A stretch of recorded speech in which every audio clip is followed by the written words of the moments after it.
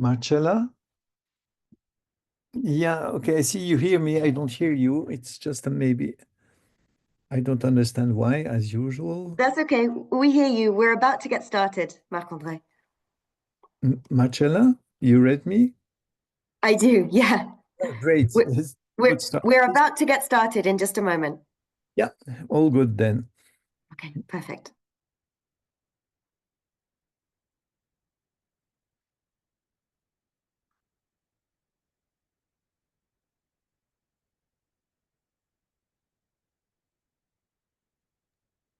Okay, I make it 5 minutes past 3 UK time, so let's get started. Hi everyone, Assalamu alaikum, and welcome to this seminar in the ruins of history, a roundtable in solidarity with Palestine. My name is Chella Ward. I'm lecturer in classical studies at the Open University, and I've been part of the organizing committee of this seminar, which has included the Critical Ancient World Studies Collective and Everyday Orientalism. So my co-organizers today are Mother Uma Chandran, Catherine Blouin, Usama Ali Gad, and Rachel Mez. We're really grateful to all of you for joining us. I'm going to start the seminar, first of all, by introducing each of the speakers in the order in which they'll speak. We have a really exciting panel of speakers for you today, examining this question of doing history in the ruins of history. So I'll start by introducing them, and then I'll pass to each of the speakers in turn to make their short remarks. Before I do that, let me say a little bit about why we've brought this event together today. We are, as you will know, a year and a half on from the most recent escalation of Israel's genocide against the Palestinians, and that escalation has left history in ruins. Alongside the specific targeting of hospitals, schools, and other civic society infrastructure, we've also seen the deliberate destruction of archaeological and heritage sites, many of them going back millennia, and that's something we're going to be hearing about today. But there are other kinds of ruins that have been evident in the last year and a half too. The ruins, for example, of disciplines for studying the past that we have seen bound so tightly by their own coloniality that they found themselves unable to condemn the genocide, historicide, and scholasticide that has been going on. We've seen the ruins of subject associations that were unable to represent their members and unable to observe the boycott movements aimed at Israel's apartheid regime, just as those same boycotts were once aimed at other regimes of apartheid. So that's the reason for holding this event, to think about the ruins of history, but also to think about what it means to do history in solidarity with the Palestinians and what it means to do history in the ruins of history. So I'll move on to introducing the speakers in just a moment, but before I do that, I want to say that we as an organizing team are very aware that this event has met the ire of many in some quarters of the disciplines for studying the past. We're very aware that it has not pleased everyone that we've put this event on. And before we get started, I want to say that any kind of abusive language will not be tolerated as part of this event, whether it be Islamophobic, anti-Semitic, or otherwise hateful. And anybody who is found to be engaging in it will be removed from this event without further notice. So we trust that everyone will engage in a way that is respectful and productive as we move through this conversation. This event will take the form of a webinar. That means you won't be able to use your camera or your microphone at any point unless you're a presenter. You will, however, be able to use the Q&A function, and we encourage you to use that function to put your questions into that Q&A box, and I will then read them out at the end of the seminar and ask them to the panelists. So please do make use of that. So let me get started then by telling you a little bit about who you're going to hear from. The first person you'll hear from will be Georgia M. Andreou. Georgia is lecturer in archaeology and sustainability at the University of Southampton and is associate lecturer in Near Eastern archaeology at the Institute of Archaeology at UCL. Her research focuses on coastal societies of the Eastern Mediterranean during the 2nd and 1st millennia BCE. And since 2022, she has been the director of the Gaza Maritime Archaeology Project, documenting coastal sites primarily in Deir el-Balah. She will be joined by Ali Marwan Shahman, who Ali is a student at the Department of History and Archaeology at the Islamic University of Gaza. He has been involved in historic building restoration, as well as aerial, coastal, and underwater archaeological survey. And most recently, he worked with the Gaza Maritime Archaeology Project. So he's going to be telling us a bit about his work in those areas. After that, we'll hear from Fadl Al-Atul, one of Gaza's leading archaeologists. Fadl was born in the Al-Shati refugee camp, and he trained in Gaza and in France. And he's been working with the École biblique et archéologique française of Jerusalem since 1997 in the context of their work in Gaza. He'll be joined by Marc-André Haldiman, who was the chief curator of the Museum of Art and History of Geneva from 2003 to 2011. He co-curated the exhibition Gaza at the Crossroads of Civilizations in 2007, and he has since been working in support of the Gaza Archaeological Museum project until 2016. After that, we'll hear from Aditi Rao. Aditi is a third-year graduate student in Princeton's Classics Department, where she works on the scar tissue of Indian and Greek encounters in the Seleucid worlds. She's based in Philadelphia, where she is a really active organizer in the movement for Palestinian liberation. And that also sits in solidarity with her other work on graduate union campaigns, anti-carcerealism, and demilitarization. After Aditi, we will hear from Atalia Omer. Atalia is a religion, conflict, and peace studies professor at the University of Notre Dame. Her research focuses on religion, violence, and peace building, as well as theories and methods in the study of religion. And she has many important publications that I won't read out, but you can see on the slide. And Atalia will be joined also by Professor Salman Sayed, who is Professor of Rhetoric and Decolonial Thought at the University of Leeds. Among his many important publications, his books A Fundamental Fear and Recalling the Caliphate will no doubt be well known to many of you. We have got, as I said, a really, really exciting group of panelists for you today. So I'm not going to say any more. I'm going to stop there and I'm going to pass straight over to you, Georgia. Thank you, everyone, for joining us. Thank you very much. I'll just share my screen. Someone else is sharing, it says. Not anymore. Should be okay now. Okay. So I will be, what I'm presenting today is the result of our communal effort. So I will be presenting the information and then Ali will be here to answer any questions. Unfortunately, Yasmin wasn't able to join us today. So she's sending her apologies. We would like to start by thanking the organizers of this roundtable, particularly during a time of unprecedented attacks against academic freedom, and despite the continuous pressures, whether in the forms of doxing, formally complaining, or even arresting.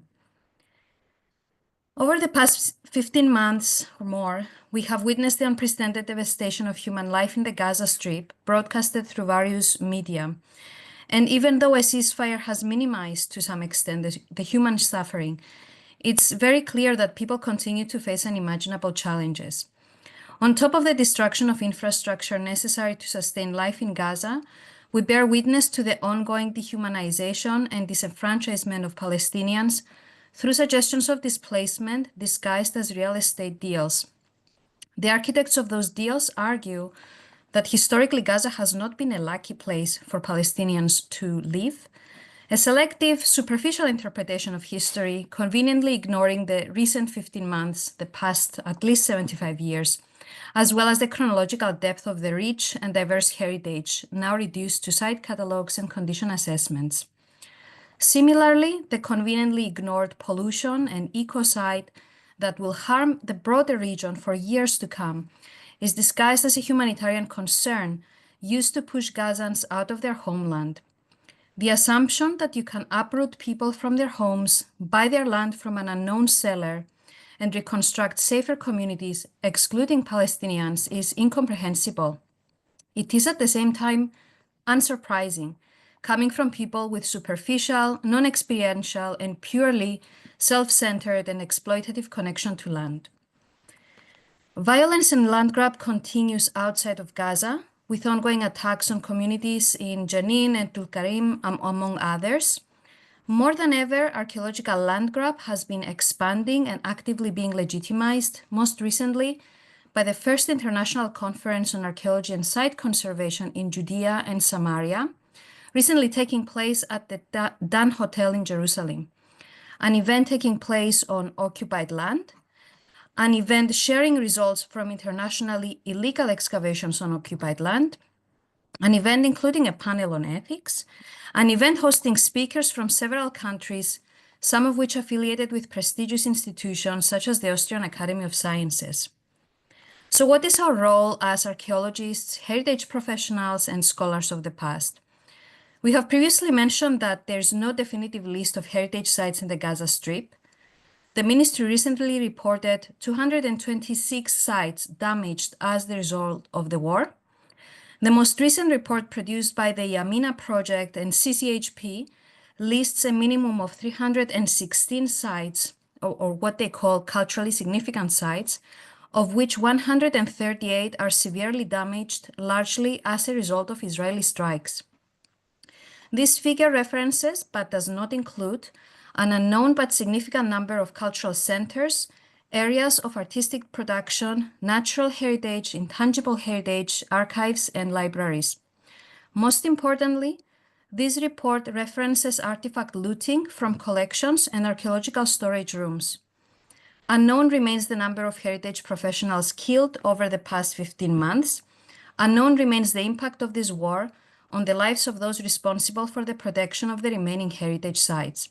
Their voices are largely peripheral to broader, internationally led attempts to provide assistance and expertise, with rare references to bodies still under rubble, and even rarer references to the political dimensions of heritage destruction. While these reports tend to focus largely on visible material remains starting from the Neolithic period, it's important to stress that human presence in the region is much deeper in time, including previously noted surface finds dated as early as the Paleolithic period. While we focus on Gaza's historical past, we should not forget its most recent past, the erasure of which was highlighted last November in a workshop organized by SOAS and the Arab British Centre in London. In this workshop, we note that we observed the destruction of art collections, spaces and collectives such as Shababik and the Eltiga Group for Contemporary Art, largely reported by the Arts newspaper. During this event, we had the opportunity to highlight Gaza's maritime heritage, which is found at the intersection of land and sea. Some of you may already know that over the past years we have worked on the documentation and monitoring of deteriorating archaeological sites. Such sites are found across Gaza's coastline, and several of them have been completely destroyed through airstrikes, bulldozing, and pushing rubble into the sea. This includes the sites of Anthidon, Blahia, as well as the adjacent Al-Mathaf Museum, the first archaeological museum in Gaza. The area that we have investigated, including the coastline between Deir el-Balach and Han Yunis, has experienced a more limited extent of damage, perhaps due to its designation as a safe zone. The beach is now hosting thousands of displaced Gazans, some of whom have constructed less temporary shelters to protect themselves from storms and adverse weather conditions. These sites are in a better condition than others. However, there's certainly need for a more detailed assessment and documentation, especially considering current and future rubble management plans for at least 50 million tons of rubble, some of which will inevitably be deposited into the sea. This is, of course, not new. This is not a new development in the region. The violence enacted against Gaza's natural and cultural heritage is extensively documented well before 2023. For example, the Neolithic site of Katif, which is visible at the far back of the picture on the top left, was illegally excavated during the occupation in the 70s. Its artifacts were illegally transported and studied outside of Gaza. Then, following the Israeli disengagement, rubble from the nearby Gush Katif settlements was deposited into the sea, polluting the water and permanently covering submerged archaeological remains. Our attempts since 2023 have focused on preparing a team with maritime archaeological expertise to conduct an in-depth coastal and underwater survey. This involved the delivery of training to displaced Gazans and colleagues from the West Bank in Egypt, with emphasis on underwater documentation and submerged heritage management. It also involved the delivery of virtual training to some of our Gaza Map students, as well as conversations with specialists on maritime policy regarding the serious, but less outwardly discussed Gazan maritime territory, including both natural and cultural resources. Our attempts have also focused on assisting displaced students finding scholarships. We have so far managed to support 3 students with 2-year academic scholarships from archaeology-related organizations who wish to remain anonymous. While we're grateful for this opportunity and view it as a positive development, we cannot help but reflect on the potential impacts borne by openly supporting Palestinian students, something that perhaps encourages the status of anonymity. The ceasefire has improved the living conditions of some of our students. Since January, we have been receiving messages from them referring to future postgraduate studies, job applications. We have received messages of joy and pride for surviving 15 months of an unprecedented extermination campaign. We received messages of joy for participating in a Friday prayer, even at the foreground of destroyed mosques. We have also received the horrific news of the death of another one of our students, Anas al-Dabji, whose death was so brutal that it was reported in international news. Several students wanted to share their appreciation for the moral support received from their international peers, whether in the form of demonstrations or encampments. They are aware of the risks and impacts of being involved in these initiatives, some of which are highlighted in Yannis Hamilaki's recent article in Archaeological Dialogues, but also encapsulated in the way students have been treated by corporate university, including our peer Aditi Rao, one of the speakers in this roundtable.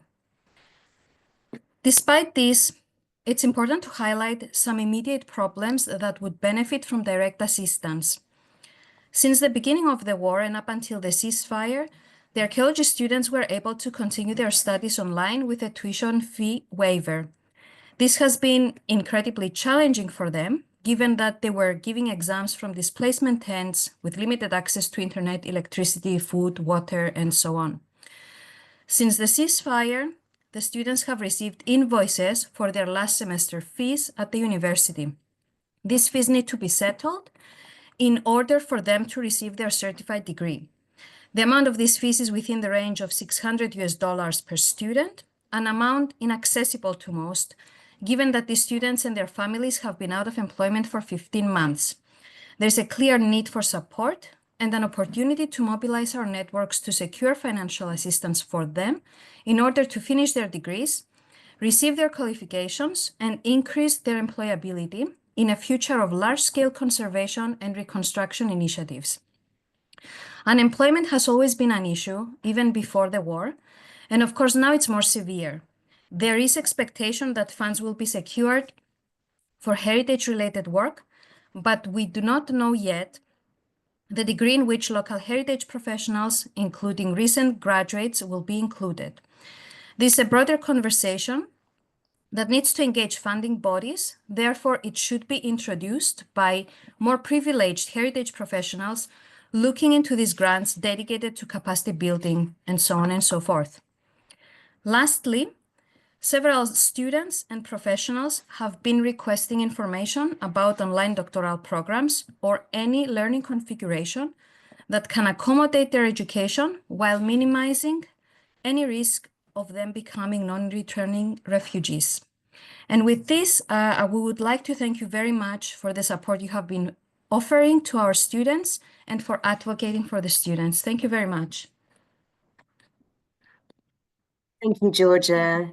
Thank you very much. And thank you, Ali, also. Yes. We're going to pass next to Fadl. Fadl is going to speak in Arabic, and English translation is going to be provided by Elias Khalil. Thank you. Georgia, if you stop sharing your screen, thank you, then I'll share Fadl's slides. مرحبا مساء الخير. إيه، أول شيء أول شيء بحب أشكركم على هذه الاستضافة الرائعة والاهتمام بالآثار بشكل عام. الاهتمام بالآثار والاهتمام بعمل الإنسان وصنع الإنسان القديم طبعا. يلا إيه، أنا هترجم هون. Fadl says hello to everybody, and he thanks you for the warm hospitality, and also your interest in archaeology in Gaza, and you know the results of all this work over all these years. اليوم احنا يعني حنتحدث عن آثار غزة وأحداث غزة وإيش صار بالآثار بتاعت غزة، كيف كانت وكيف صارت. يعني إنه حنتحدث عنها اليوم. زي ما احنا شايفين هنا عنا صورة طبعا عن 2024 و 2023. So we're going to be talking about the state of archaeology in Gaza, and this picture is a representation of kind of a before and after from 2023-2024. طبعا الصورتين مختلفات. يعني احنا بنحكي عن غزة. غزة مدينة قديمة، يعني فيها آثار في البر وفي البحر، وفيها آثار وتاريخ عريق وآثار قديمة وآثار معروفة على مستوى العالم.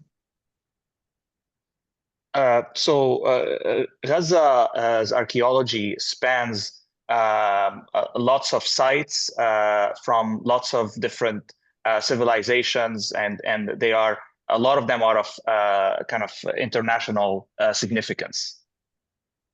يعني احنا بنحكي عن غزة قديما وغزة حديثا. اليوم احنا بنحكي عن غزة انه بسبب الانتفاضة والاحتلال الإسرائيلي في غزة ما كانش في إشي اسمه آثار أو تنقيب عن الآثار أو عن بحث عن الآثار. هذا بالانتفاضة الأولى. انتهاء الانتفاضة الأولى يعني بالسنة 1994. So a brief history of kind of archaeological research in Gaza is that there was no formal archaeological work maybe prior to the first intifada in roughly the year 1994. ما كان حد يبحث عن الآثار بسبب منعه من قبل الجيش الإسرائيلي والاحتلال يعني الإسرائيلي. ما كانش عندنا إشي اسمه بحث عن الآثار بعد قدوم السلطة الفلسطينية. طبعا تم البحث عن الآثار وشفنا كنوز غزة وآثار غزة وتاريخ غزة العريق. And the lack of archaeological work prior to 94 was due to the Israeli army forbidding any kind of work of that kind.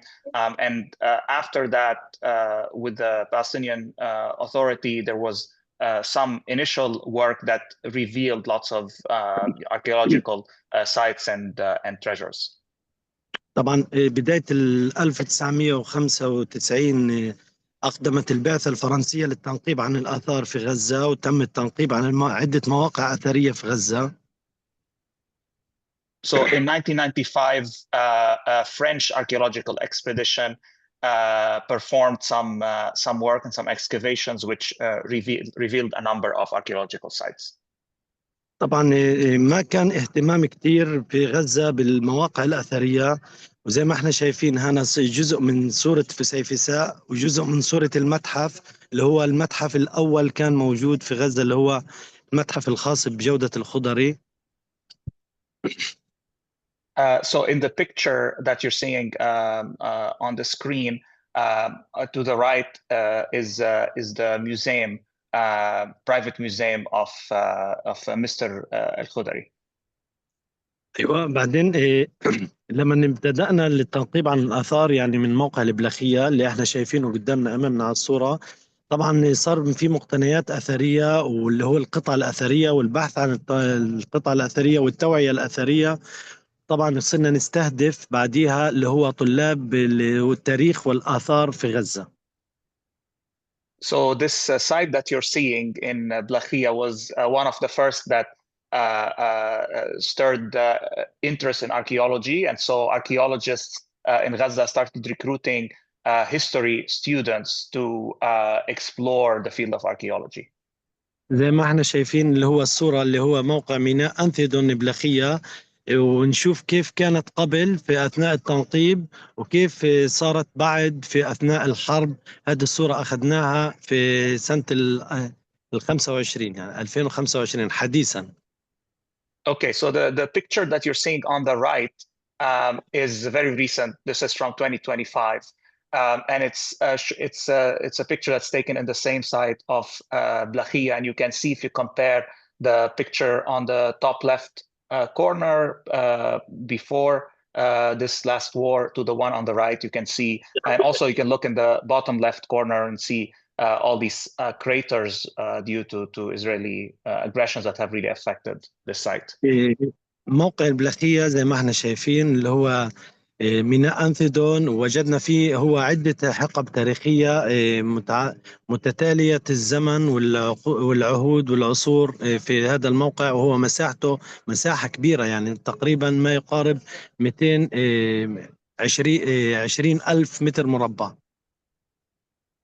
So this site in particular is relatively large. It spans 20,000 square meters and also multiple historical periods.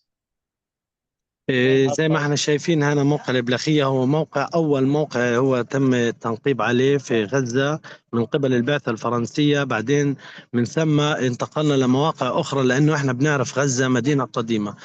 بعدين كل المواقع في شمال غزة طبعا 90% منها دثرت مسحت بالكامل. So this was one of the initial sites that the French expedition explored in the 90s. As for other sites, particularly in North Gaza, we think that 90% of them have been completely destroyed during this war. طبعا يوجد مواقع أثرية إلى اليوم هذا ما بنعرف شو صار فيها أو حدث فيها، زي موقع تل رفح الأثري أو كنيسة البوريج. طبعا إحنا ما بنقدر نوصل لها بسبب وجود الجيش الإسرائيلي في هذا المكان وفي هذه المواقع الأثرية ما زال متواجد. There are also sites in which the Israeli army is still present at the moment. And so archaeologists have not been able to go and check on sites such as Tel Rafah and the Brej church. So they don't know how they have been affected by Israeli aggression. والحين حاليا أثناء العرض هنشوف يعني كيف كانت كنيسة البوريج، واليوم ما بعرف شو موجود فيها. وزي ما احنا شايفين في عندنا كمان الكنيسة البيزنطية جباليا، هي كمان تعرضت للتدمير والقصف المباشر. وطبعا الاختلاف ما بين العمل والترميم والصيانة والتنقيب فرق كبير كبير كبير. لا أعلم مدى ليش الاستهداف في المواقع الأثرية. I think there are some slides that have pre-war pictures from the Byzantine church in Jabalia and the Brej church. Then that show and Fadl is shocked that these sites would be, the reason for which these sites would be attacked is kind of absurd. زي ما احنا شايفين هاي الكنيسة، هاي صورة موضحة للكنيسة البيزنطية كيف كانت قبل وكيف صارت بعد. هاي الصورة أخذتها قبل أسبوعين تقريبا من 2025. So in the previous slide, the picture that you're seeing here on the right is a picture that was taken only a couple of weeks ago to show the extent of the damage to the Byzantine basilica in Jabalia. وزي ما احنا شايفين الاستهداف المواقع الأثرية بشكل متعمد، وزي ما تم استهداف كمان مدينة غزة القديمة. غزة القديمة تم استهدافها بالكامل، اللي هو المسجد العمري، حمام السمرة، سباط العلمي، بيت السقا، بيت الباشا، قصر الباشا، كله تم استهدافه بشكل مباشر. So you can see in this picture that the site was targeted, with intent. This is in addition to the Gaza's old city, which also includes a number of sites such as the Omari Mosque that were also just targeted directly as archaeological sites. أغلبية المواقع الأثرية تم استهدافها، عندنا كل تقريبا 200 موقع أثري تم استهدافها. اليوم إحنا بنشتغل على حماية 65 موقع أثري. So by Fadl's account, almost 200 archaeological sites in Gaza have been directly targeted. And what he and his colleagues are working on now is the kind of protection and rehabilitation of around 65 remaining sites. زي ما احنا شايفين هنا اللي هو صورة المقبرة الرومانية بتقع في شمال غزة، كيف كانت قبل وكيف صارت بعد. So this is a before and after of the Roman cemetery in Jabalia. So you can see that it has been damaged severely on the right. يعني زي ما احنا شايفين هاي المقبرة لأول مرة في تنقيب الآثار بيطلع معنا موقع أثري بهذا الشكل وبهذا الحجم. هي مقبرة أكثر من 318 قبر. So this is an exceptional site that was discovered in Gaza. It includes around 318 graves from, as you can see, 1st century BC to 3rd century AD. هنا المقبرة كمان وجد فيها 5 توابيت من الرصاص كاملة متكاملة، زي ما احنا شايفين في الصورة تحت صورة التابوت مصنوع من الرصاص. So there were also 5 lead-based graves, and this one of them you can see in the bottom left picture that are, I think, very, very rare and unique. So they are made of lead. زي ما احنا شايفين تم استهداف المقبرة بشكل مباشر بالجرافات، زي ما احنا شايفين المكاتب المقتنيات الأثرية كلها دثرت ومسحت عن الوجود بالكامل. التابوت بعد ما تم ترميمه ودراسته والانتهاء من دراسته تم نقله لمتحف قصر الباشا، وللأسف اليوم مندثر ومش موجود بتاتا. So this grave that you see on the bottom left, before the war had been transported for further study to another archaeological site, and unfortunately that site as well has been targeted. As for the Roman cemeteries, Fadl says that they have been kind of attacked with Israeli trucks that just ran through the site kind of on purpose to ruin it and ruin its archaeological value. وأنا تم توثيقي بالكامل لأغلبية المواقع الأثرية بالكامل، لكن للأسف الوقت ضيق كتير وما بقدر أعرض كل إشي قبل وبعد وأتحدث عن كل المواقع الأثرية، لأنه من كمية الدمار بصراحة شيء مؤسف. يعني كتير أغلبية المواقع الأثرية تم تدميرها. So there are more of these before and after analysis that Fadl has been doing, and he has pictures and documentations of various sites. So he will not have time to go through all of them, just given the large number of such sites. But he can confidently say that most of them have been deliberately targeted. طبعا احنا بنعرف انه هو تم استهداف اللي هو كمان تدريب طلاب وطالبات ما يقارب 250 طالب من خريجين هندسة العمارة وتاريخ وآثار في غزة، وتم تدريبهم على التنقيب والحفاظ والحماية والتوثيق في جميع المواقع اللي هو احنا اشتغلنا. زي ما احنا شايفين سانت هيلاريون كيف كان قبل، هذه صورة جوية لسانت هيلاريون كيف كان قبل. So part of the damage is also in the roughly 250 students from civil engineering as well as history and archaeology who have been trained in the protection, rehabilitation of archaeological sites. And here you're seeing, I think, this one site, St. Hilarion Monastery, before it was kind of taken over by these students and Fadl's colleagues. وكمان تم تدريب ما يقارب 10 من المهندسين في التوثيق ثلاثي الأبعاد 3D. تم تدريبهم وعملهم على دراسة وتصوير المواقع وتوثيق المواقع الأثرية ثلاثي أبعاد.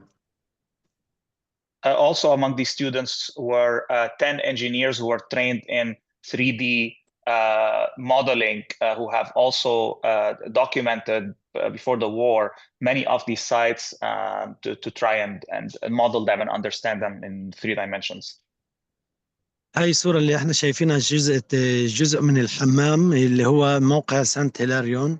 بنعرف احنا سانت هيلاريون هو 3 أقسام، يعني قسم الكنائس والحمام والأوتيل. يعني لحتى الآن سانت هيلاريون هو كان بعيد عن القصف وعن الاجتياح الإسرائيلي لأنه بيوقع في المناطق الوسطى من قطاع غزة. So this site in particular, the St. Hilarion monastery, what you're looking at here is the bath in that site. It's a very rich site with different kinds of rooms and sections. And this is one of the sites that have been not targeted or less targeted just because it happens to be in the central part of the Gaza Strip, far from the north where there was more damage.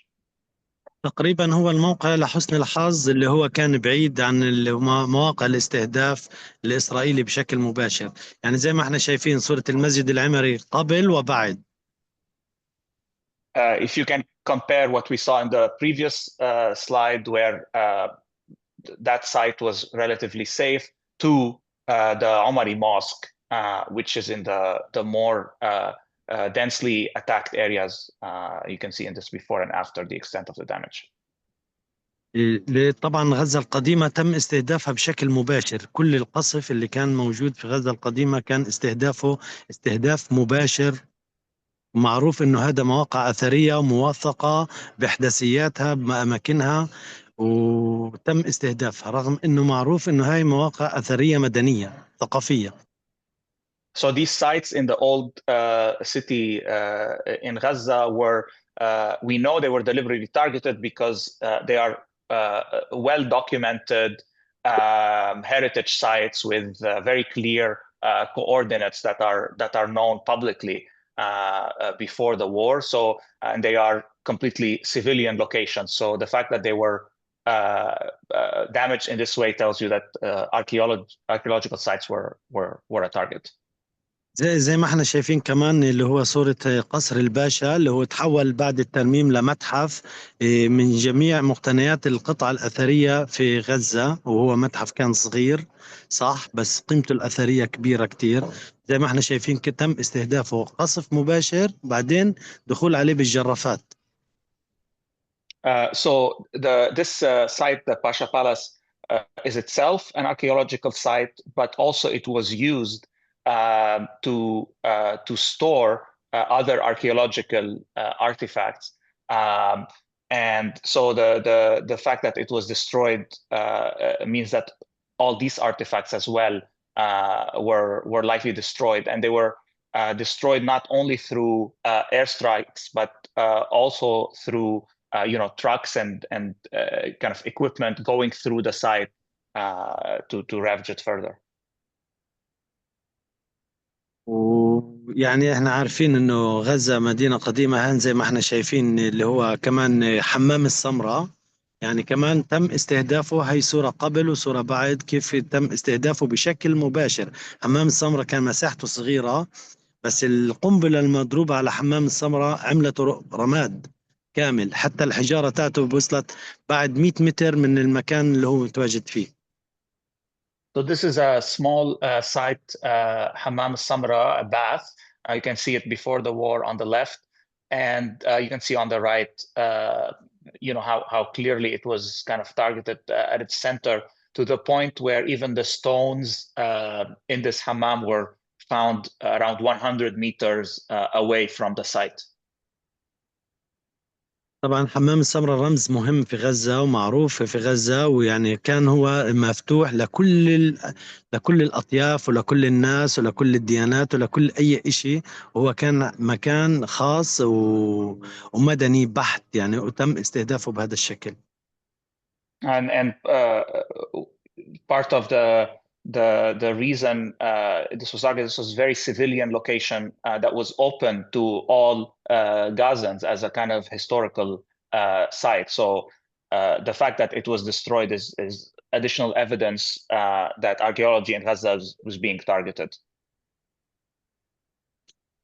طبعا هذا جزء من اللي احنا بنشوفه، اللي هو عمليات التدريب، اللي هو هذه الصورة واحنا بنعمل عمليات الحفاظ في الأوقات الطارئة، في أوقات الحروب ووقت النزاع، لأنه احنا ما بدنا يصير زي ما صار في قصر الباشا. صار اللي هو عملية التدريب، اللي هو جمعية مياسم طلبت من فريق انتقال انه يتم تدريبهم على كيفية الحفاظ والتنقل بالقطع الأثرية. These are snapshots from during the war of training of individuals in handling archaeological artifacts in a safe way, and so that this knowledge is transferred over and not lost due to the war. طبعا تم تدريب هذا الفريق لأنه كان عندهم جزء من متحف اللي هو متحف القرارة. تم تدريبهم على كيفية نقل القطع الأثرية قبل الاجتياح الإسرائيلي، وتم نقل هذه القطع الأثرية وتم حمايتها وحفاظ عليها في مكان آمن، طبعا عشان ما تتعرضش للخطر والقصف في المناطق الآمنة اللي هم أرسلونا إليها. يعني اللي لجأنا إلها يعني زي ما احنا شايفين هي خيمة، واحنا صار التدريب فيها ووضعنا المكان في مناطق آمنة القطع الأثرية. So this training led to this group actually going to one of the museums, Carrara Museum, and picking up whatever archaeological artifacts they could pick up, and they moved them to safe locations, basically in the tents where people were taking refuge, and they were successfully preserved and protected. شكرا لكم كثير، وأنا شايف الوقت دهمنا وحكينا كثير، وشكرا كثير لكم، وأنا سعيد جدا باللقاء معكم يعني. أهلا. So Fadil's very thankful for all your interest and attention. Thank you, Jazakallah khair. Thank you, Fadil. We're very grateful to you for all of the work that you are doing. Next up is Marc-André. Yes, there I am trying to share my screen. Maybe it'll work, maybe it won't. But Marcella, if you have my PowerPoint, you do it for me, because obviously there are always some snags online. So the idea is to just give you a glimpse beyond nowadays, since how long actually archaeology has developed itself in the Gaza Strip, and what was achieved by engineer Jawdat Khoudari, establishing a archaeological museum in Gaza. So here you have the first slide. It's just to remember that, well, it's a tiny strip, that's by all means. And so we can move ahead on the next one, please. So just to let you know that the first discovery was the biggest Zeus statue ever found from the antiquity. It was found in Nuseirat in 1879. And fortunately, it is currently still extant in the Istanbul Archaeological Museum. It's just to give you an idea of the height, 3 meters 77 tall. The next one, please. The first research which was published is actually from a Genovese colleague, Max van Bershem, who is the founder of Islamic Archaeology and Epigraphy, who went to Gaza in 1894, photographed and published all Arabic inscriptions extant in Gaza, photographing in the process also the door of Al-Omari Mosque, which is of the 12th century AD. The next one. We have also very extensive British excavations at Tel El Ajul, which is along the Wadi Gaza, the central and only river which runs through the Gaza Strip. And Sir Flinders Petrie excavated here an important city of the 3rd and 2nd millennium before Christ, showing a lot of connections with Egypt. It is extensively published. It was done in 1938. The next one. Where things start to be awkward, and it was mentioned before, is that Israel as an occupying power, which has, by the way, signed the Den Haag Convention of 1954 forbidding this, was actually illegally excavating in the Gaza Strip. Here we are in Deir el-Balach, in the center of the Gaza Strip, and you see excavations ongoing on the 15th to the 13th century before Christ settlement, and revealing a lot of sarcophagi of that period, second half of the 2nd millennium before Christ. Where are they now? Because excavation has been published, so scientifically it's good work, but it's totally wrong by all means legally. The next slide, please. Yes, they are the center, the key artifact which are presented in the entrance hall of the Israel Museum in Jerusalem, totally illegally so. So this is typically one case of confiscation, illegal excavation, and ulterior exhibition against, of course, all the Den Haag Convention. The next one, please. So lots of archaeological sites. Georgia presented them to you, so we can move on. And just stop on the next slide to the fact that beyond all the archaeological sites which have been presented to you, and remember there are 200, so you just saw as a thin slice of them. When I first went to Gaza with my colleague Marielle Martignani-Reber, we chanced on Jawdat Khoudari's fabulous collection. He upkept at his own risk with his own money because he felt that every item which was transferred to Israel was akin looting and a loss of identity. So since 1988, he started collecting as a civil engineer and a civil contractor as well, all the past elements which he found in his building activity in Gaza City and in Gaza, in the Gaza Strip itself. So pictures speak for themselves. The next, please. Here, for example, a Nabatean capital, a Greek ship anchor. The next one. Here you have a very interesting Roman Greek period statue, probably of the goddess Hecate. We have 19,000 coins in one bundle because this was found in the sea in front of Gaza. And this is the kind of find you make as a fisherman in Gaza. They are from the 4th century AD. So all those are amazing finds. The next one, please. And also from the Islamic period as well, the 16th century, 17th century stone marker, and ultimately this Byzantine column, which has been engraved to the name of a British soldier who died in Gaza in August 1918. It's a good way, we thought, to signal that the Sykes-Picot agreements were the start of the issues for this area of the world. We can go on, please. So everything was there. The archaeological sites, the collections. So there was only a museum amiss. The next one.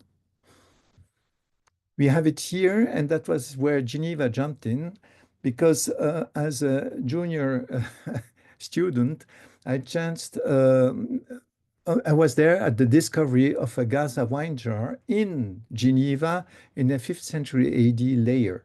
So that was enough to start the whole process, because we had proof there were commercial links between Gaza and Geneva in the 5th century AD. And we started working on the idea with Jean-Baptiste Humbert, who was professor at the Biblical and Archaeological School in Jerusalem. You see on the upper right his face to the camera. The next one, please. And so doing this, there was an official launching of a project for establishing a Gaza Archaeological Museum by the Palestinian Authority with support of UNESCO. That's the letter you see on the right. The next one, please. With a letter of intent between the City of Geneva and the Palestinian National Authority for the protection and promotion of the archaeological heritage in the Gaza Strip, a multi-year cooperation continuing professional development for archaeological excavations and museum project in Gaza. It was a long-lasting effort which was put up, especially so to host trainees from Gaza so they get acquainted to all the works which are inherent to a museum's life, because when you have no museum, you have no way of training from museum. So that was the keynote of this letter of intent. And the next slide will tell you that it started actually with the exhibition hosting trainees from Gaza, like Fadel Alotol, glad to see that. And you have the board of trustees of the museum, which was established. So I know we are short on time, so that's why we keep on running. Yep, this is history. Maria and myself preparing all the selected items for shipping for a major exhibition in Geneva in 2007. The next one, please. And then it's a matter of crossing the innumerous checkpoints. Those pictures were taken in 2005. You know all this, but still it's important to remember that every operation in Palestine is just not normal. The next one, please. And so everything was ready for the shipment for the items of Jawdat Khudari's collection to Geneva for the exhibition. And everything was told by the Israeli army. So we waited for 5 months until the 8th of November 2006, when unfortunately the Israeli army made a mistake. Instead of shooting at the olive trees, they managed to shoot in the houses of Beit Hanun. 18 people were killed. And the next day, please, I had this email on my screen, which was from EUBAM, the European Corps who operates Rafah crossing, which was informing me that according to the Israeli army, we were now authorized to have the items shipped to Geneva at the next border opening. So we know the price people of Gaza had to pay to have those items shipped to Geneva. 18 people died for that bloody email in the full sense of the word, the wording. Please, the next one. The next one is, creating. It was very professional, creating, customs were there. It was really a perfect administrative routine in Gaza. And the next one, shipment managed. Those pictures I took at the Rafah crossing in better days, if we can call that better days anyway. And the next one, it's a matter of establishing the exhibition in the halls of the Museum of Geneva. I'm sorry, time is short. That's why we're keeping on running. And inauguration. That was a great day. We had our Swiss president, Mahmoud Abbas. Everybody was there. Jawdat is the one leaning forward. So that was a fine day for Gaza. At last, Gaza's archaeology was evident elsewhere. We couldn't leave Gaza like this, so I went as a private person back in 2008. That's just, you notice, please, just a second. That's the way you cross to Gaza from Israel. It's like an airport. Now, please, the next slide. That's what you have on the other side. Stark realities. Of course, all this is gone now. Please, next one. And Jawdat managed, because he had the choice, he told me that it was important. Either he was going into psychoanalysis or he started building his museum by his own means. And that's how I found him on the 24th of March 2008. He was starting building the museum. The next one.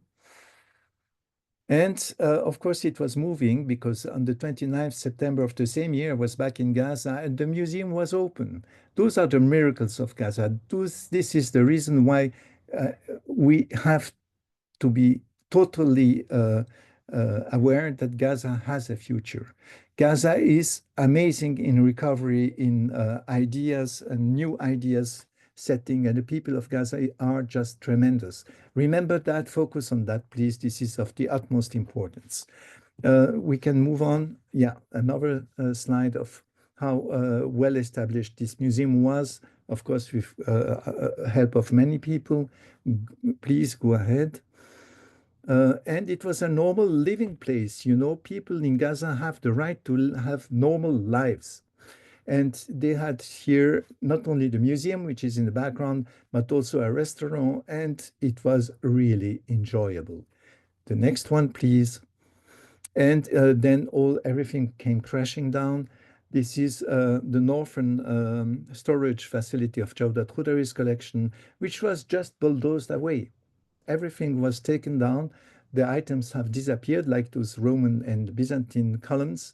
It was the base for an IDF unit. The next one, please.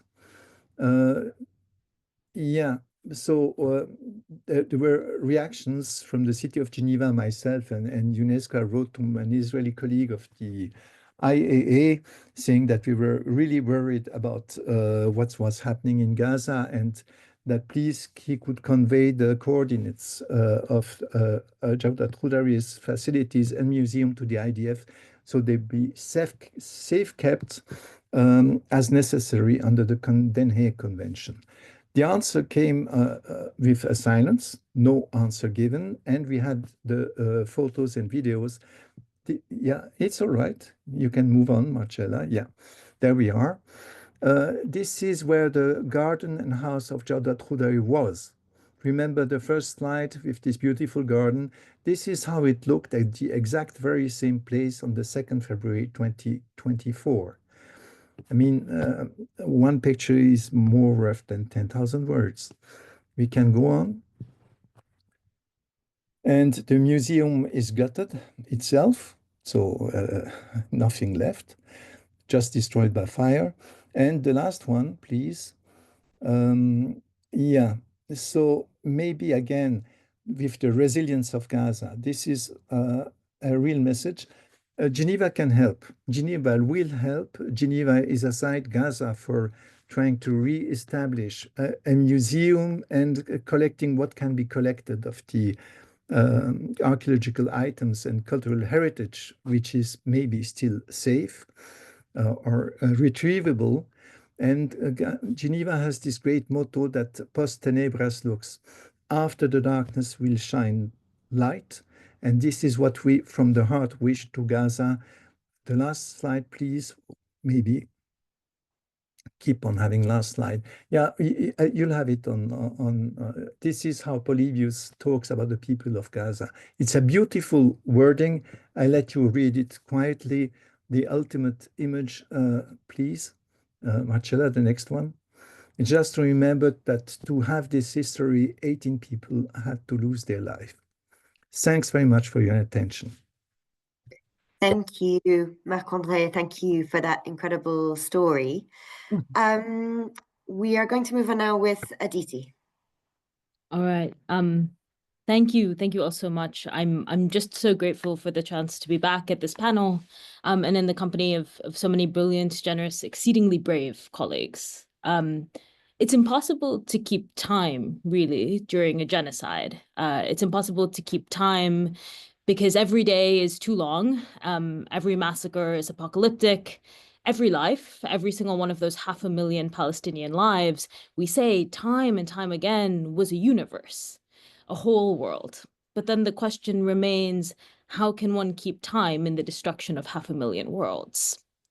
So then gatherings like these become a sort of punctuation to rely on. They index, they mark, they remind us what has changed, what has remained cloyingly the same, who have we lost, who joins the table anew. It's been 392 days since the first convening of In Solidarity with Palestine, which means it's been 500 days precisely since October 7th. And I'm wondering today where in time that leaves us. At our last convening, I spoke of strategies to be bandits within the American Academy, to seize the tools of our resource-hoarding universities and to redistribute those to our movements, to give your printing dollars to street canvassers, to secure space for organizing meetings, to direct club funds towards evacuation fundraisers and mutual aid efforts. But that was in January. And for the university and its role in the movement for Palestinian liberation, this was all altered or perhaps clarified in April by the eruption of encampments and occupations that refocused the site of the struggle for better and sometimes for the worse in the halls of North American and European colleges. We at those encampments knew that youth drive culture, they drive media markets, they drive capital investments.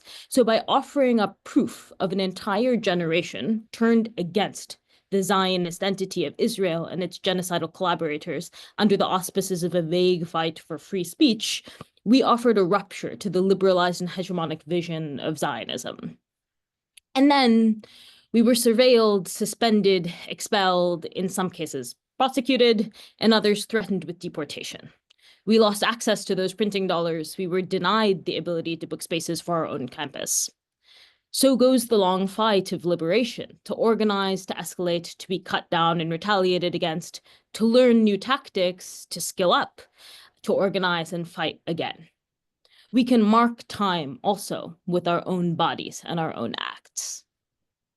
From these prefatory remarks, I'd like to move to a set of reflections on the classics departments and really what it has been through as a field during this movement for liberation, and on the fields of ancient study more broadly.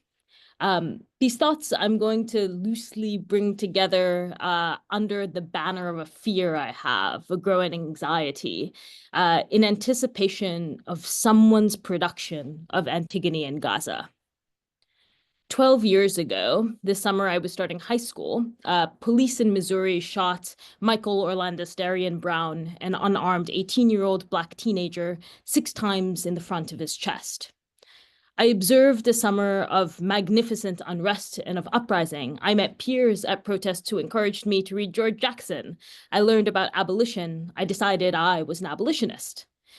I heard about how protesters in Ferguson learned to get tear gas out of their eyes from comrades in Rio, from comrades in Gaza. I decided I, too, wanted to be somebody's comrade.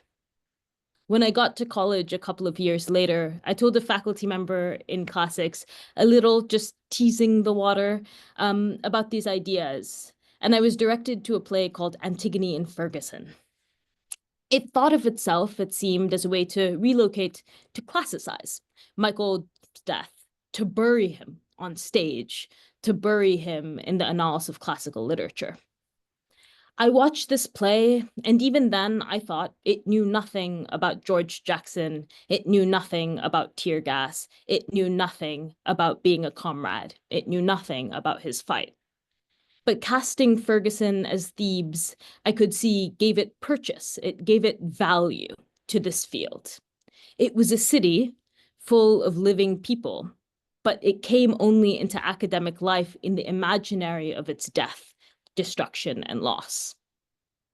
But the people around me, people who knew these plays intimately, kept insisting that Greek tragedy could teach us something about our own lives. It seemed to teach them to make spectacle, if anything, to deaden a resistance, to deaden a movement, aching just a couple of 100 miles away. But maybe I just wasn't reading enough. And then a couple years after that, I was made to go to something by the promise of extra credit called the Theater of War, where there were a coterie of canonical offerings. There were veterans who performed, veterans from America's invasion and occupation of Iraq performing Ajax. There was a version of Oedipus at Colonis about homelessness, a version of Oedipus Rex about COVID-19. There's a vision of our field which sees these model entanglements, the crisis of housing, of pandemics, of police brutality, as what bastardizes these great original works. But I'd like to give voice to the vision of the field that sees these ancient texts as spoiling our own realities. morphing them into these kinds of crystallized, depoliticized objects, snatched away from their material conditions and forced to make relevant, to diversify the canon of another. To make into tragedy is to end life, to foreclose its possibilities beyond the exodus. I ask now if there's a vision of our field that might make relevant, might find itself in this world and its struggles without finding them dead first. I don't think Sophocles knew something about grief, something about loss, something about freedom that Kalinda Gerard does not. Classicization, the process of reifying the antiquity of something, its value to a history and a lineage, happens at the moment of death. Happens, we might say, because of death. It's not so difficult then to understand why these fields of antiquity have paid no mind to the bombardment, the obliteration of cities across the ancient Mediterranean, once peer polities of the empire's Greco-Roman classics attends itself to. Every missile that strikes a school, a refugee camp, is an invitation to classicize someday down the line. Indeed, the destruction of the present made antique is doubled with the destruction of the antique itself. As the speakers before me have shown, Palestine's antiquity is made unable by occupation forces to have meaning for its own people. But it is forced to make meaning for audiences in the West, who seek to liberalize and launder the ruins of another's history.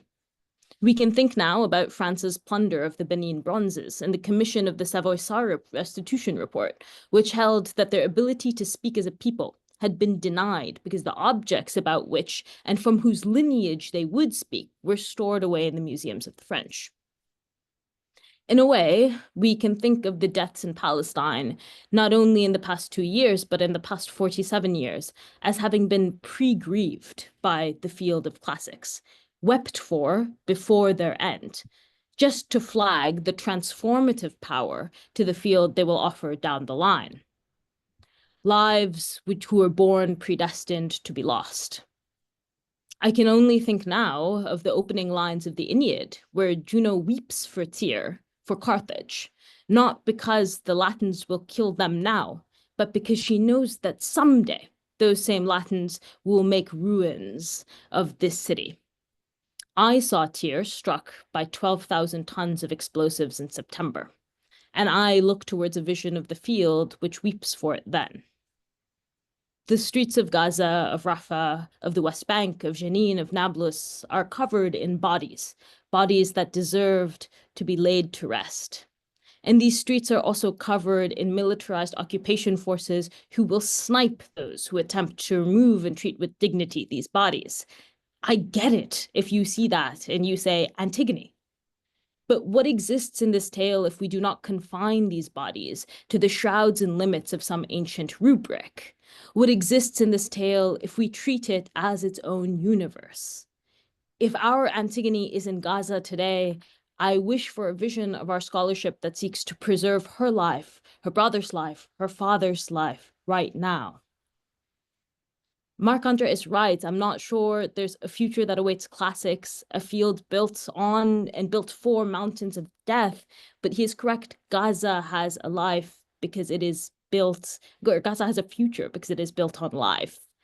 And I believe in a vision of classics that has a future because it seeks to preserve life rather than to classicize at the moment of death.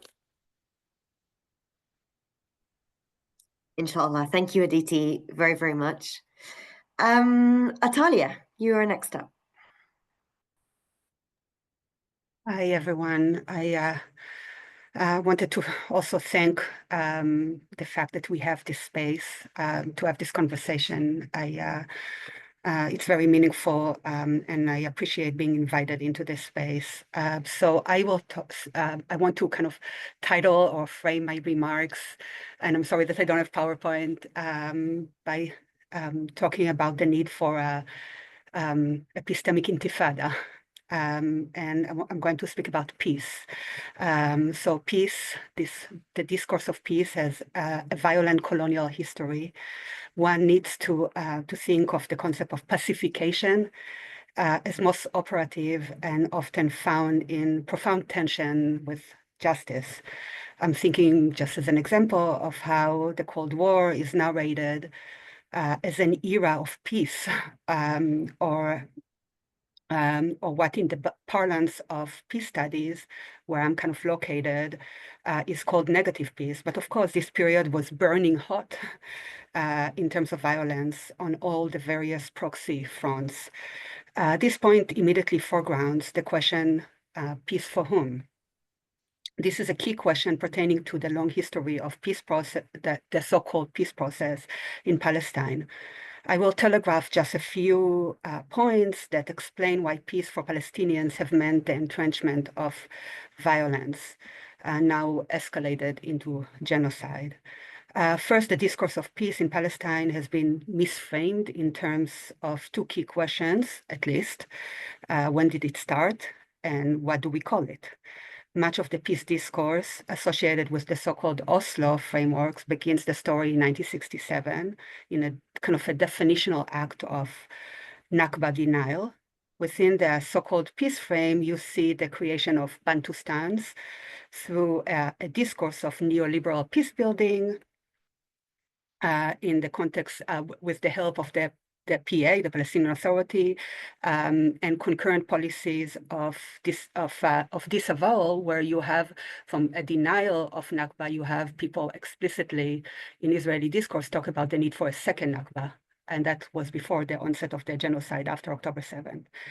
And so beginning the story in 1967, of course, normalizes 1948 and myopilically frames historically what we are talking about, as if we are talking about two nations. And this, of course, happens through an utter disregard of structural analysis of power and settler colonialism that, of course, predated 1948. Indeed, this framing amounts to an epistemic form of violence, enabling an ongoing settler colonialism, settler colonial reality that as I said, and you're all familiar with it, predated the Nakba as an event and has informed its ongoing nature, history, and now its escalation into genocide and ethnic cleansing that always needed for their implementation imperial sponsors. And this is, I think, really important. It's, I think, very important to highlight, and again, it's just I'm telegraphing some points, Christian Zionism that has kind of undergirded and predated Jewish Zionism, and really deployed imagination about the land as scripturalized as Holy Land, implanted it into kind of the Jewish history and Jewish narration, and Zionist narration of Jewish history. What we've seen and what we see right now is really 19th century colonialism in the 21st centuries. We see kind of the unfolding of fantasies of manifest destiny that are connected, that have always been connected to whiteness, white supremacy, and often rooted in biblicalism. The manifest destiny in the American context has used Israel as a metaphor. It's a city upon a hill. The new Israel has also deployed the discourse of Amalek in order to inflict genocidal violence as part of the manifest destinies. And in fact, in Donald Trump's ignorant proposal of ethnic cleansing, ignorant and cruel and crude proposal of ethnic cleansing, really exposes the convergence of and constitutive nature of settler colonialism, imperialism, neo-imperialism, greed, racism, and biblical fantasies, because he's very much enabled by Christian Zionist imagination, although he is obviously driven by power, domination, and greed and capitalism. And so the erasure of history is exactly the point of Zionist settler colonialism as it's informed by Christian imagination, Christian Zionist imagination. And one of the mechanisms has been the weaponization of biblical archaeology.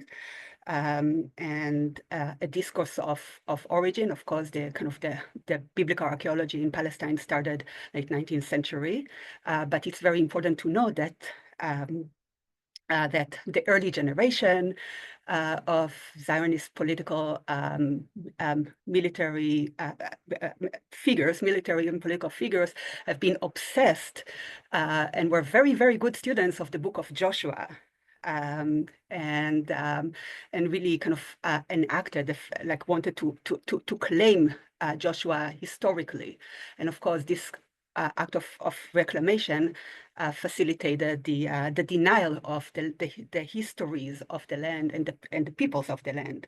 And so so as I listened to the presentations that preceded, and I saw the images of utter destruction, I was reflecting of the geography and the materiality of the city of Jerusalem, and how the city of Jerusalem, occupied East Jerusalem in particular, has transformed over the years into this Disneyland, site of fantasies, of biblical fantasies, that completely through the mechanisms of biblical archaeology has displaced the actual Palestinians and destroyed the actual histories.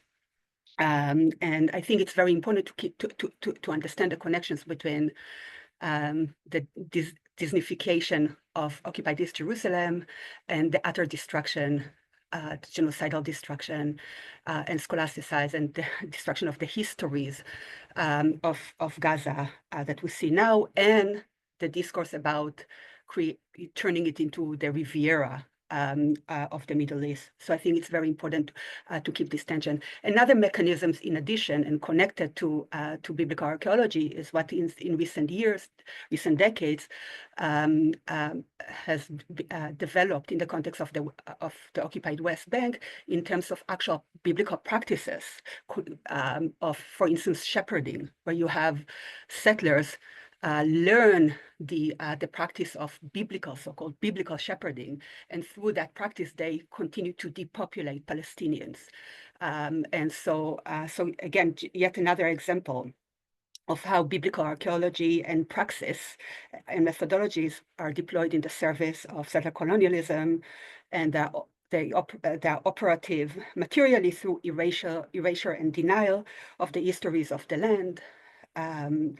And it is decidedly not historical, yet this biblicalism is articulated as really, atrociously as a history that is being reclaimed using the language of decoloniality. So it's important to understand how those kind of discursive maneuvers happen, and how decidedly ahistorical conceptualization is deployed to claim to make historical claims, presumably. And connected to that, there is the how through this erasure of history, you have a discourse, the underpinning kind of discourse that you hear, that completely erases analysis of power and the question of what do we call it settler colonialism. You see the deployment of a discourse of trauma, where once again the question of when do we start telling the story becomes critical, because then in terms of the trauma, you have as a starting point the Holocaust, that of course trumps everything else. Because of the global operation of Holocaust memory. And so with all those kind of mechanisms, which I only telegraph, of erasure of history that are deeply violent, it's no wonder that 80% of Israeli public embraced Trump's program for ethnic cleansing. I'll stop here. Great, thank you very much, Atalia. And last, but by no means least, Salman. You're muted, I think, Salman. Well, thank you very much. And I just want to thank all the presenters and for organizing this space. But what I'm going to do in the time allotted to me is simply pick up where Atalia left it. And I said to her, I will be a footnote to what she was saying, and I had no idea what she was saying, so I'm glad that I can still be a footnote to what she's saying. she finished with the example of the question of violence and history. And in most criminal jurisdictions, certainly in England, there is a distinction between murder that is occurs in the heat of the moment and murder that is premeditated. And there is an argument, and those distinctions are problematic, but I think they're useful in some ways as well. But writing of history is always a premeditated act. It's not something, the rewriting of history is always premeditated. It's not something that you do by accident. If it was, life would be a lot easier, I suppose, in some ways. So I just want to say, so maybe 3 ways that we can think about history, and often is thought about history. People talk about history not just in the academy, but in general culture. And there's the idea of history as a history as the study of the past. And in that sense, the historian's job is simply to make the mute speak, to give voice to those that have been silenced in terms of an archaeological archive, and the idea that you have particular rules that determine what you can say and cannot say, etc. Then there's the idea of the history as a history of the present, in which case history is making of the present. And in that way, you have simply the idea of the historian as being someone who's a kind of a biographer of a political society. They tell us how we came to be us, how we came to be at this moment in time. And that also has a certain kind of constituency, etc. The third way of thinking about history is a history as a story of the future. Or, if you were a Marxist, a history of the science of the future. But both of them are the same, because what they're trying to do is tell us of the way of expanding our horizons from the present to be able to embrace something that will come forward, and in a sense of expanding the sense of examples that we may have. Now, all of these different versions of history are completely intermingled with the questions of violence, and they're completely intermingled and entangled up with the questions of actual struggle and the distinction between not just the past and the future and the present, but also how we think about what we are, what we will become, and what we want to be. So in a sense, history, as I've said before, is a public discourse. And it is a very powerful kind of discourse, because it is one of the highlights of Eurocentrism, the claim on history. If you remember the distinction that Hegel introduces, and that's taken up by Eric Wolf, the people with history and the people without history. And of course, it's only people with history who write history. And this is also one of the reasons why classics becomes the beginning of, is considered to be the beginning of the West, because it's also the beginning of people who have history, etc., and historical consciousness. And in this gathering, I don't need to develop that point any further. However, here's a strange thing. In 1989, Francis Fukuyama wrote an article called The End of History, which then turned into a book, and basically argued that liberal democracy had triumphed, and therefore history had come to an end, which, looking at it from the point of view of Gaza and genocide, seems slightly absurd and slightly strange. But I would say to you, it is exactly correct. History has come to an end. What that means is that the people without history are all of us. The distinction between the West and the rest, and the people with history and people without history, has vanished. And we have all become subject to being people without history.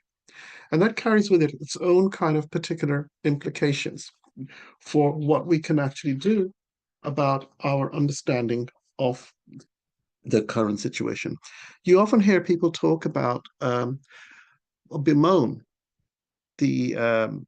we live in a post-truth society. This is quite common among a group of professional gaslighters who sort of inhabit much of the kind of media organizations and the kind of literary kind of liberal things. So they basically talk about how terrible it's post-truth. It's been killed by Derridian deconstructionists, and Trump as a Derridian deconstructionist is a sort of slightly odd thing. But perhaps more than post-truth, we are actually a post-historical society. In that sense, we have become societies, the world has become without history. And as a consequence of nothing, everything is possible. There's nothing that cannot be done. Now, it is interesting to note that Haji Malik Shabazz, or if you prefer Malcolm X, is not was one of many advocates for liberation. Many people who probably didn't use the term, which I really liked that Tali used about the epistemic intifada, argued for the necessity of learning history, writing history, learning the craft of history as a tool of emancipation. Why this emphasis on history as a tool of emancipation, I think goes back to the 3 points that I said to you. History is also about the future. It's also about who we are. It's the act of making us. In that case, it seems to me a society for the study of the past is necessarily a society for the struggle for us to actually think about what is beyond the end of history, and in a way to actually contest that claim, the end of history, not in this way that people often tend to think, oh, well, history hasn't ended because there was this disaster or this war, etc. The real ending of history, and I think this is absolutely correct, is that we have no alternative to conceive of the future. We offer nothing. After 2008, there was a moment where people thought, well, now we know that neoliberal is corrupt and it is completely bankroll, is finished. So we can now plan for a new future. But if you know what happened, and when you see the emergence of billionaires standing behind the president of the United States, it kind of makes you think, no, nothing really changed in 2008. Nothing really changed because we have not found a way to think about what change would look like. Therefore, ultimately, the task of studying the past is not about the past. It is about not even the present. It is about the future that we want to make, a future that we can imagine for ourselves and those that we care about and the rest of humanity itself. That's it. Great, thank you so much, Salman. I think in many ways that question, how do we make history a tool of emancipation, is precisely why we set up this seminar a year ago, and precisely why we're still having this conversation a year and a half later, because we're trying to counter what seems in a way the weight of a normative, traditional way of doing history that seems to be obsessed with the idea that history should be apolitical, that seems to be obsessed with the idea that history should be positivist, that seems to be obsessed with the idea that history should be about reinforcing the world order in which we already live. And we're sort of sitting here, this little island of rogue historians wanting to say, well, actually, of course it should be political. Of course it should be about making a new, more just world order.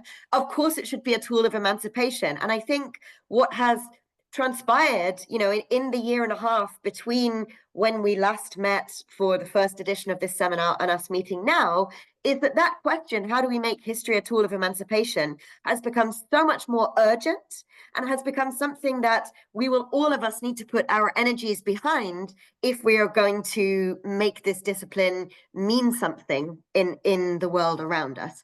So I see there are some questions in the chat.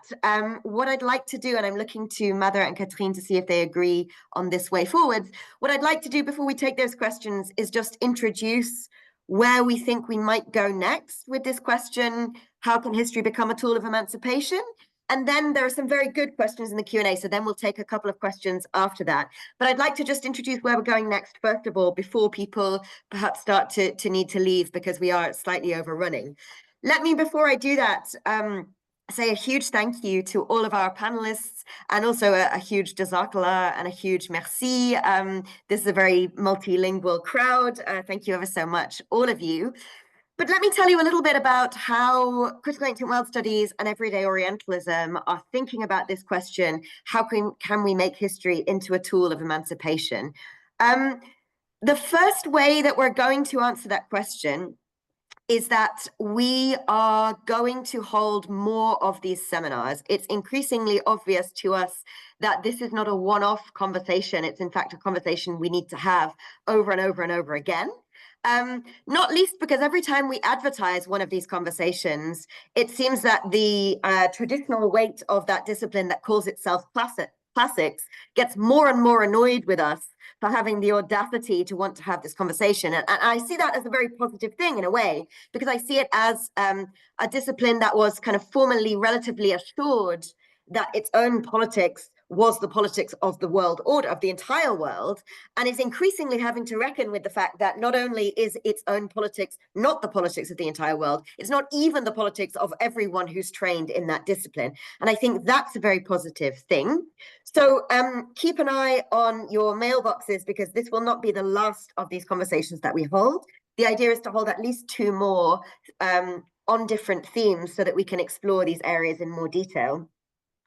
The other kind of big new direction for critical ancient world studies and everyday Orientalism that we are taking is prompted really by what we see as a failure of subject associations in historical study, not just in classics, although primarily in classics. You know, we've also seen the failure of the American Historical Association, for instance, but coupled to those sorts of failures are also the kind of smaller failures of the various subject organizations in classics not being able to raise their voices even once to condemn the genocide of the Palestinians and the attendant historicides and scholasticides that we've been witness to in the last year and a half. So seeing all of those various failures, living in the ruins of those associations, what we have decided to do is launch a new subject association. It's called the Society for the Study of the Past. It has a website. You can go and have a look at it. But essentially, the idea here is that we want to recognize that history is not apolitical and that we don't want it to be apolitical. We want to recognize that history is about world making. We want to be behind the boycotts of colonial occupiers. We want to essentially shift the balance of power from existing historical associations that are also, in our view, far too focused on the global north. And we want to begin collectively to work towards a way of studying the past that will also transform history into something that can be emancipatory. So that's the idea. The idea is that we set up the Society for the Study of the Past. The website is already operative. You can go and have a look. We've got a list of 5 commitments that we're making as a society. We're in the process of registering it as a charity, so we're not yet at the stage where we can take membership applications, but we have got a mailing list. You can sign up. You can let us know if you want to be involved. This is going to be a tool, we hope, that will help us to transform history into something that can do liberatory work in the world. That seems to us to be very, very urgent at this moment in time. So that's what we're working on at the moment. I'll stop sharing my screen now so that we can all see each other again. Obviously, if you have any questions about that, join the mailing list. If you go on the website, you'll see there's a Google form where you can join the mailing list. We'll also upload onto that website some of the open letters that are about to come around from Archaeologists Against Apartheid in particular. So you'll be able to find all of those in one place. So what we'll do now, I think, is take a couple of questions. There are some really interesting ones here. Panelists, if you're still here, maybe you could put your cameras on so that I know who's here and I can direct questions to you. I've got a question here from Adam. Adam would like to know, Adam says, I'm curious as to the Israel occupying forces' official narrative regarding the intentional destruction of Palestinian archaeological sites within Gaza at this point in time. Are they officially denying what they're doing? Are they ignoring it, etc.? I'm wondering, Georgia, whether you know anything about that, or maybe Marc-André might also know something. But Georgia, do you want to speak to that first of all? I think that there's no official statement surrounding the destruction of sites. There have been some social media posts by the director of the Israel Antiquities Authority, not referencing heritage destruction, but more like people, soldiers finding archaeological objects and rescuing them. But there's no, not that I know of, but perhaps Marc-André knows better. Marc-André, do you want to say anything?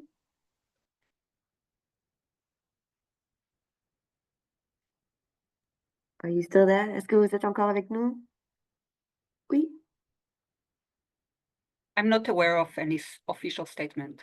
Yeah, I personally only can state that I was met by silence to my urgent request to my Israeli colleagues. So that's a fact. I was informed by a French journalist, Elena Voloshin, who made a subject on the archaeological sites of Gaza. It was back in January, I think. And she was met with an answer by IDF, and it was published. It is online. I will try to give the reference to Catherine so she can put it online as well. Basically, it was stated that, if I remember well, IDF was, of course, aware of the utmost importance of cultural heritage and did all what it could to protect it as the best as they could. So I just state this from memory, but it is read on this reportage and it can be heard. So I will provide the link to Catherine and she'll put it online. Great, thank you, Marc-André. I have a question here from Les, who says, Atalia well described Zionist colonial fantasies of peace, disguising genocidal aggression of many kinds since the 18th century. This was always a potential of Orientalism. How are the entire Western humanities complicit? How do and how can academics contest this? So this is a huge question that I think probably almost everyone here might have something to say about. I'm going to maybe come first to you, Atalia, and then to Salman, maybe. And then if people want to come in after that, we'll take some more views as well. But Atalia, we'll go to you first. Yeah, I mean, yeah, obviously it really does connect to, Chela, to exactly what you've said at the end, and also connected to Salman's analysis of thinking of history as a tool of emancipation, and what does it mean? I mean, this epistemic intifada is absolutely key. I mean, I personally, in my own research, really connect to this to spaces of, the counter-archival. And it really, I mean, I'm very influenced by Benjamin's understanding of kind of weak messianism that are what is found in the rubble of history as a place from where to start. And so, but at the moment, like Aditi, I'm located in the American Academy that has become more and more repressive since October 7th, and now it's escalating with the new administration.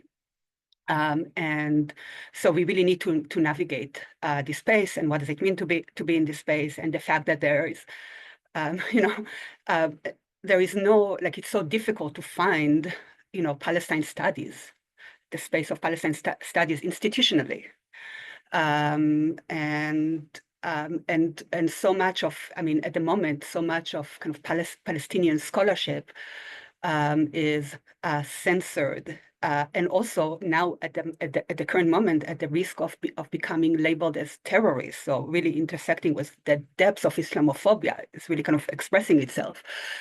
So this is just to say we need to understand this notion, this really powerful framing of history as potentially emancipatory, but also recognize the regime in which we are, and that it's only getting actually worse. But also clarifying, because it's all like right in front of us, and with no polite language anymore. So in many respects, it's very clarifying. Thank you, Atalia. Salman, do you want to add anything? You're muted, I think. I think the only thing that I would add is two things. One is that the idea of the university as a place of privilege of academic expression and freedom of expression, which used to be a kind of such a strong point during the Cold War, it wasn't the case then, and this has even become worse. In a sense, the university doesn't really care about being a place of the freedom of academic expression because there's no such thing as that. In a way, what we're dealing with now is a struggle around the narration of history. And to some extent, it was always the case, but it's now become joined, and it has to go into the culture as well. And we should also remember that even in these moments of great kind of oppression and a kind of almost a global kind of syndication around this, that, you know, that this kind of work has to work in the cracks, in the crevices where these things cannot be reached, and it has to be a counter struggle. There is no other way around it. So in that sense, the only thing you can do is either you can join that kind of counter hegemonic operations, and in that way you have to then think about what is the different ways that you can use power productively, as well as different configurations of power which are repressive. You have to get away from this idea that we can do without power. So this is why I think you need to build counter hegemonies and countervailing forces and countervailing positions that actually make people let this be a struggle. You can't avoid it now. Great, thank you. Okay, Sheila, can we have the questions in Arabic? Yes, absolutely. Elias, are you still here? Yes, I'm here. Great. Could you translate maybe that last question into Arabic? Is that possible? Sure. Let me just get the transcript of the question back. Or The one if that you we have just... it, if you have the another question. Another question, not before. That's okay. Next question. Yes. Well, the next question is specifically about Aditi's point. So I think it's probably better if we do the question we were just talking about, which is how are the humanities and especially history, how are those things complicit in the Zionist project, and how do academics contest that complicity of history? Okay, let me translate. Thank you. فالسؤال كان انه كأكاديميا بمجال التاريخ والاركيولوجيا، كيف المجال كله متواطئ مع إسرائيل بطريقة تدريس الأشياء والأنواع الأبحاث العلمية اللي بتعملها، وشو فينا نعمل كأكاديميين مواجهة هذا النوع من التطبيع. هذا كان السؤال. تمام. Okay, very good. I think we can move on to the next question. Yes. Yeah. Okay, great.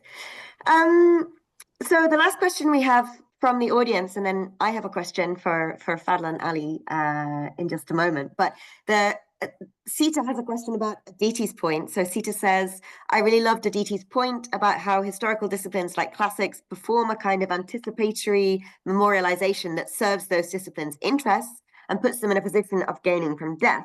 The alternative, to intervene at moments of life where liberation is possible, seems like something that has to happen through material praxes that operate separately from academic work. She says, we'd love to hear your thoughts about that, Aditi. Yeah, thank you for this. I love this summary and the extension here. I think that maybe I'll answer this in two ways. The first is to say that there is certainly a more important material praxis to all of this, and that is taking up the organizing work, to take up abolition, to take up material causes with material actions, and to apply oneself outside of one's scholarly body to these movements. But I also think that there are ways within our academic lives and beings to think through how such alternity might be granted. Maybe a first simple tool is to resist comparison. And this is something that I think that those of us who work in the disciplines of history and literature are especially taught to seek is comparison at every turn. Every node of the present is a way of thinking about to recollect the past, and to resist this form of comparison is also to resist relevancy. And I think that is an important mode of being to step into, to believe that the work of classics of antiquity is not always relevant. And part of this means to really consider the ways in which lives are lost in Palestine and all across the world today as unique, to think about the martyrs of today as being in their own situation individuated from the world in which we've been taught to read and understand the role of the martyr, right? To see these individuals as themselves occupying a different historical force and valence. And so maybe that's just one way of thinking through how there are ways of approaching through epistemology, really, and methodology, an answer to this today in our work. Yeah, thank you, Aditi. I think that's really helpful. Okay, we've come to the end of the questions from the audience. I have a question though for Ali and Fadl. So Elias, I'm going to ask you to help me translate Sure. it if you don't mind. And it's really, so this seminar is called In Solidarity with Palestine in the Ruins of History. What does it mean for you, for historians, to be in solidarity with Palestine? What would you like to see historians do? Okay, let me translate. فعلي وفضل السؤال هو هيدي الجلسة اليوم تضامنا مع فلسطين ومع غزة ومع التاريخ بغزة. انتم كباحثين فلسطينيين وغزاويين شو بتلاقوا شو أحسن شيء ممكن يعملوا الخارج تيساعد هالمجال بغزة من وجهة نظركم انتم؟ كيف تتضامنوا انتم مع نفسكم يعني؟ تمام. احنا هو أستاذ فاضل موجود ولا يبدأ أنا ولا عادي؟ صحيح، موجود علي سامع. تفضل احكي، تفضل. تمام. بالنسبة لي يعني كأشخاص يعني عشنا في الحرب يعني عشنا الحرب وهلقيت طلعنا برا. بصراحة أنا لما كنت في غزة في الحرب ما يعني كانت الناس في بدايات الحرب أظن كانت بتفكر بنفسها وقتيش الحرب هتخلص والأمور هذه. ما كانتش لسه الناس يعني مهتمة بموضوع يعني إنه نركز على الآثار يعني على أساس إنه الناس كانت بتفكر إنه شوية وهتخلص الحرب زي كل مرة. الياس لو بدك تترجم. So what Ali is saying is that for the first while during the war, they did not think that it was going to continue for this long, and they always thought that it will probably end very soon. So they didn't feel the need to think long term about their field of study and research. تمام. وكمان يعني إنه إحنا كنا نفكر في الحياة اليومية والشغلات هذه لأنه كانت كل إشي موجودة بصعوبة، وزي ما كانت الناس بتشوف يعني على التلفزيون إنه إحنا بنجيب كل إشي بصعوبة كان. بس بعد فترة بعد ما الأمور اتحسنت أو نقدرش نقول إنها اتحسنت، بالعكس صارت أسوأ. بس الناس أصبح هذا الإشي يعني شبه يومي ولقوا إنها شبه مطولة، فالناس بدأت تهتم بالآثار وكده. أنا بصراحة طلعت من غزة، بس لما طلعت من أول ما طلعت يعني قررت إنه نضلنا شغالين في المجال هذا ونضلنا نحكي باستمرار عن الموضوع ونضلنا نعمل أبحاث وكده. وأنا شفت الأعمال اللي عملها الأستاذ فاضل مع المؤسسات التانية اللي هي يعني إلحاق الآثار، إنقاذ الآثار بشكل فوري ونقلها للأماكن الآمنة وكده. برغم إنه كان الوضع خطير ولكن كانوا يعني بيحاولوا أقصى ما عندهم إنهم يحافظوا على الآثار وكده. اوكي، خليني اترجم انا هلا اخر شيء حكيته عليه. So for the longest time they were focusing on procuring daily needs, which was already very difficult. After things got even worse, Gazans had already gotten used to a certain way of surviving. And so they could then turn and think about archaeology. And although Ali had left Gaza, even remotely, he kept thinking about what can be done for history in Gaza, and was following also from distance what Fadl and his team were doing in training people to take care of whatever is remaining. ففي النهاية يعني الجواب على سؤال شلة إنه بصراحة الواجب على الناس اللي في الخارج يعني زي يعني اللي حابب يساعد وكده هو مساعدة الأبحاث اللي بتصير يعني، ومساعدة في إعادة الترميم، ومساعدة المؤسسات اللي زي مع انتقال الأستاذ فضل بيشتغل فيها، وكثير مؤسسات تانية. وغير كده زي ما حكت جورجيا في البرزنتيشن اللي احنا كنا حكينا عنه، إنه في طلاب كتير هلقيت في الجامعات اشتغلت، فعاجزين عن دفع الرسوم للجامعة، وفي مشاريع كتير بتصير. فهذه المشاريع محتاجة تمويل، ومحتاجة إعلانات، ومحتاجة إنه العالم كله يعرف عنها عشان يساعدوا في هذه الأمور، ونستطيع إن إحنا يعني نعيد بناء المواقع الأثرية، ونساعد الطلاب اللي هم بيدرسوا هذا المجال في يعني يكملوا دراستهم، عشان هم دول الطلاب اللي هيستطيعوا يعني يرمموا هناك. مش هيجي حد من برا طبعا يرمم، أو صعب يعني إنه حد يدخل. فالأهل البلد هم الأولى زي ما إحنا بنقول في الترميم الأماكن الأثرية. بس كده.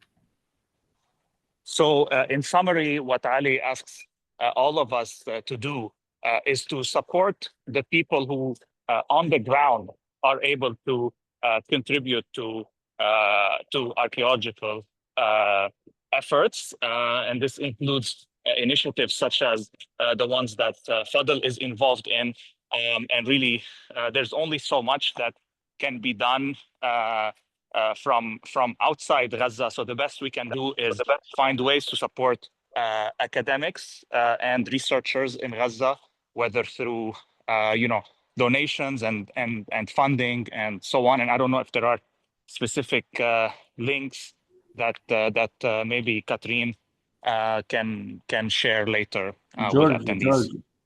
Georgia. Yeah. حاول مساعدة الطلاب يعني.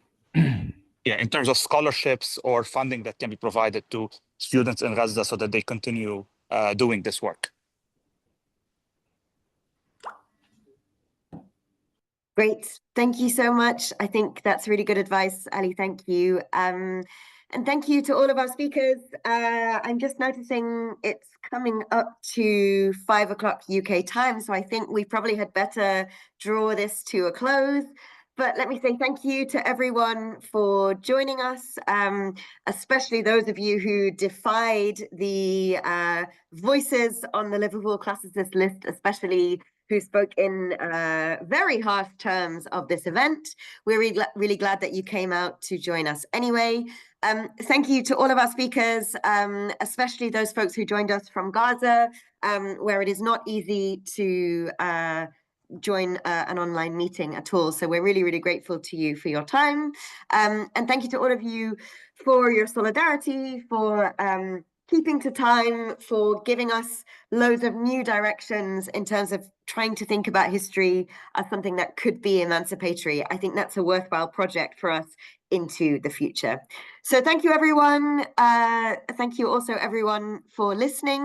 Keep an eye on your inboxes because, as I said, this isn't the last you're going to hear of us. We hope to be advertising some more of these events very soon. And as always, get in touch with us at Critical Ancient World Studies or with Everyday Orientalism if you have any questions. Okay, thank you, everybody. Bye. Yeah. Bye.